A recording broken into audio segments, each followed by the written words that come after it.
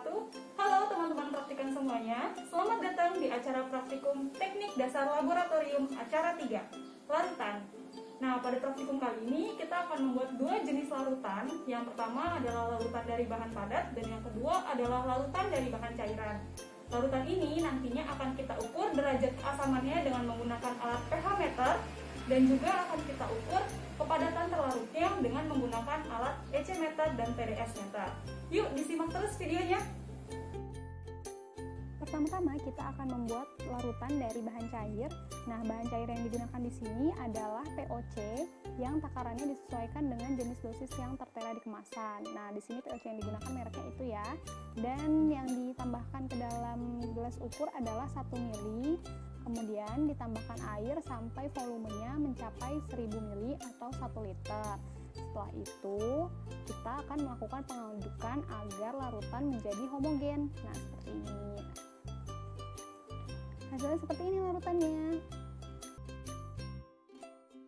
Setelah tadi membuat yang cair, sekarang kita akan membuat larutan dari bahan padat. Nah, di sini adalah pupuk yang digunakan sebagai bahannya. Pupuk campuran urea ini beratnya adalah 1 gram, kemudian kita masukkan ke dalam beker gas sampai semuanya habis. Kemudian setelah itu kita tambahkan air sampai volumenya mencapai 1000 ml. Jangan lupa setelah itu kita aduk. Kemudian larutan dari bahan padat ini memiliki konsentrasi sebesar 1000 ppm. Selain menggunakan pupuk urea, bahan padatan lain yang dapat kita gunakan untuk membuat larutan adalah nutrisi AB mix. Nutrisi AB mix ini merupakan nutrisi yang banyak digunakan dalam teknik budidaya hidroponik. Nah, masing-masingnya ini dari nutrisi AB mix ini terdiri dari larutan A dan juga larutan B yang masing-masingnya perlu diencerkan terlebih dahulu. Nah, di depan saya ini sudah ada larutan stok dari larutan A dan juga larutan stok dari larutan B. Nah, sebelum digunakan untuk pengaplikasian pada tanaman, larutan ini perlu diencerkan terlebih dahulu.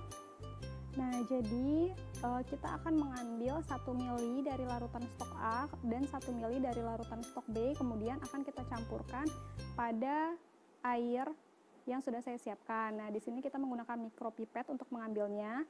Cukup ambil 1 ml, kemudian ditaruh pada air yang sudah disediakan. Lalu setelah itu kita copot tipnya dan kita ganti dengan tip yang baru karena ini kita akan mengambil larutan yang berbeda. Nah, setelah itu kita buka larutan yang B, kemudian kita ambil 1 ml dan campurkan lagi ke larutan yang sudah kita tambahkan dengan larutan A tadi. Kemudian tipnya dicopot lagi dan kita lakukan pengadukan agar larutan A dan larutan B di dalam air ini tercampur merata. Nah, seperti ini. Di sini saya akan menjelaskan alat yang akan digunakan. Yang pertama adalah EC dan TDS meter. Jadi di dalam satu alat ini bisa untuk mengukur EC dan juga TDS. Di bagian bawah sini merupakan elektroda di mana kita akan mencelupkannya pada larutan yang akan diuji. Kemudian setelah itu ada juga alat pH meter. Nah, alat pH meter ini juga memiliki bagian yang sama seperti EC dan TDS meter ini, yaitu di atas ada display, kemudian di bawah ada tombol on, kalibrasi, dan juga mode. Nah, di bagian bawahnya itu juga terdapat elektroda.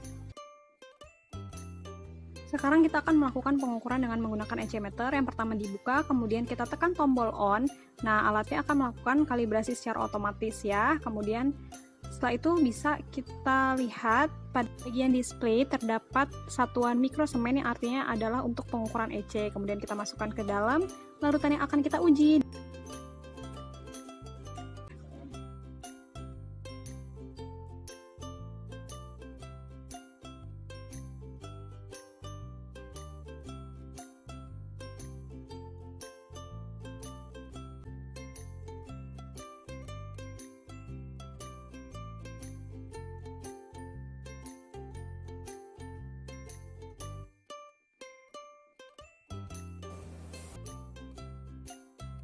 Nah, sekarang kita akan melakukan pengukuran TDS masih dengan menggunakan alat yang sama, yaitu tombol mode ditekan sampai satuannya berubah ya, seperti yang terlihat pada display, satuannya berubah dari mikrosemen menjadi ppm. Nah, selanjutnya tinggal kita masukkan ke dalam larutan yang akan kita uji, yaitu larutan AB mix, kemudian hasilnya dapat kita amati seperti yang tertera pada bagian display.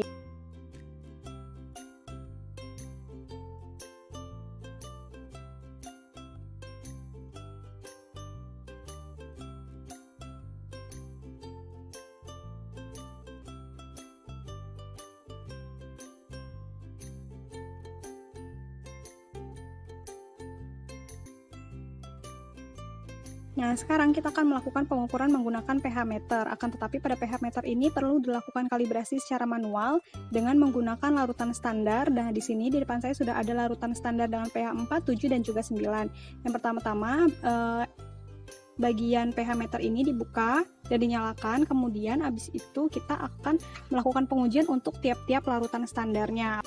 Sekarang kita akan menggunakan pH meter yang sudah dikalibrasi, yaitu dengan cara dibuka, kemudian tekan tombol on sampai alatnya menyala, lalu kita masukkan ke bagian larutan yang akan diuji sampai angka di displaynya itu stabil ya. Kemudian setelah angkanya stabil, kita bisa angkat, kemudian bilas bagian elektrodanya dengan menggunakan air dan juga dikeringkan dengan tisu. Lakukan hal ini untuk setiap kali kita akan memindahkan alat ke larutan yang berbeda ya.